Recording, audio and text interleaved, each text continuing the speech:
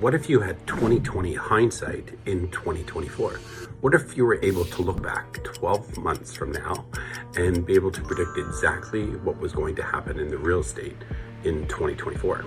So maybe you don't have to, because I think I'm going to tell you what's going to happen. We're already starting to see a lot of buyers come back into the market. We're actually already starting to see multiple offers happening again. And this won't hit the media for months because they're always like months behind. We're already starting to see prices firm up a little bit. And this is all because people have confidence that rates are probably not going to go up anymore and likely to fall in the next little while. And my prediction is that we're going to see 3 or 4 rate cuts by June, because they can't really cut much like before the US federal election, especially in the States, because it would be like too political. So you're going to see a lot more of the interest rate cuts at the beginning of the year, and that's going to stabilize prices and probably, I'm going to guess, move them up 5 to 8% over 2024. I'm Real Estate Dad, and that's my 2020 hindsight for 2024.